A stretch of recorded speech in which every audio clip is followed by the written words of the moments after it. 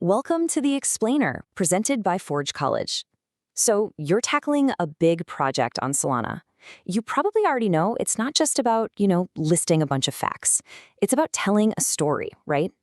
Well, in this explainer, we're going to hand you the blueprint, the actual tools you need to build a really powerful narrative about Solana's journey and its super complex architecture.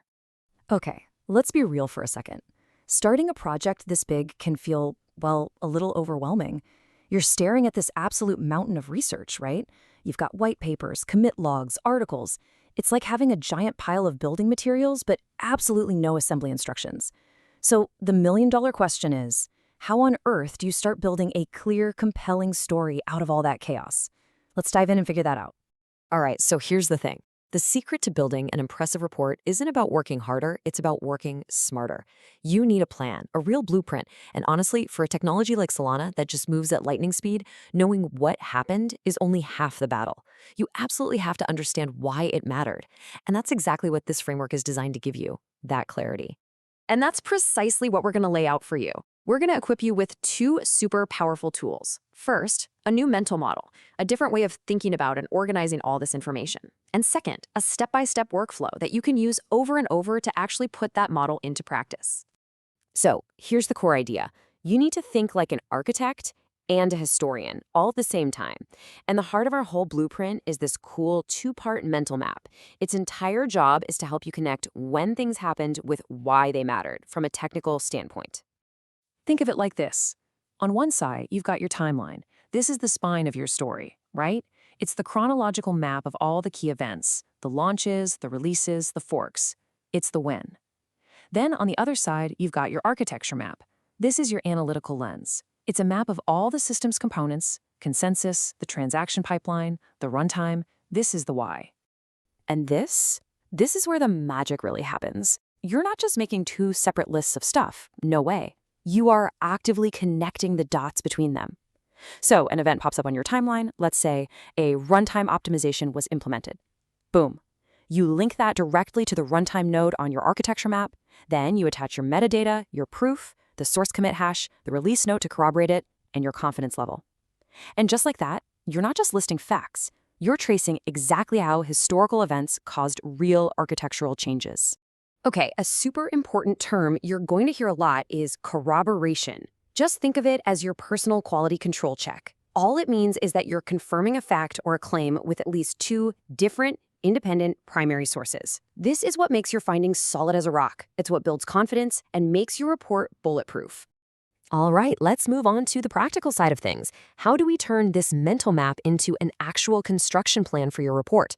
Well, we've broken it down into a really simple 4-step workflow.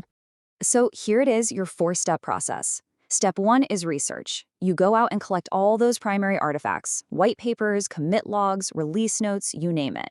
Step 2 is source. You catalog every single item with all its metadata, like the source type and its corroboration status. Step 3 is structure. This is where you build your detailed outline, mapping all that evidence from your timeline and your architecture map directly to specific sections. And finally, step 4, validate. You cross-check everything, you flag any discrepancies, and you document any ambiguities. This whole cycle is what keeps you on track and makes sure your final report is just built on a foundation of solid evidence. And to make things even easier, here's a super practical source map. You can think of this as your cheat sheet. It shows you which primary sources are the best fit for different sections of your report and what validation checks you should run. So, for example, if you're writing about Solana's early history, you're going to look at the white paper and the founding commits. If you're digging into the transaction pipeline, you're going to be all over the core repo pull requests and bench reports. This just makes the whole process way more systematic. Okay, this all sounds great in theory, right? But what does it actually look like in practice? Let's walk through a quick example. We're going to see how our blueprint and our workflow come together to build out one specific section, the story of Solana's transaction throughput. So let's say your objective is to explain how the transaction pipeline evolved between 2019 and 2023, and you have to do it by citing direct evidence. Your goal here isn't just to describe what the pipeline is, it's to explain its evolution, how it changed, why it changed, and proving every single step of the way. And here is your secret weapon for this section, the annotated diagram. Seriously, this is a game changer. You're not just going to create some boring old block diagram of the transaction pipeline.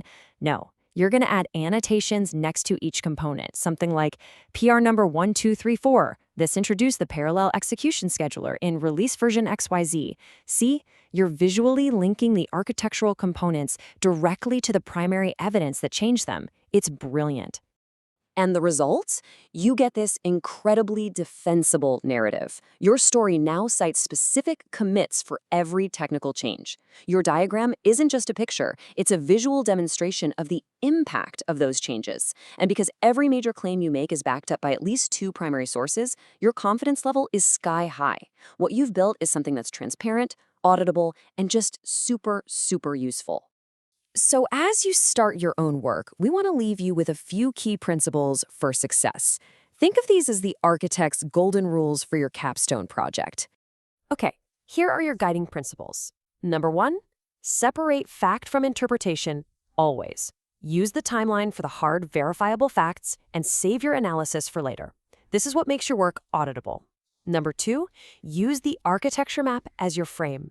This is how you connect events to components to explain why they were a big deal. And number 3, operationalize your workflow. Set clear exit criteria for each phase. This is what keeps you on track and stops you from just speculating.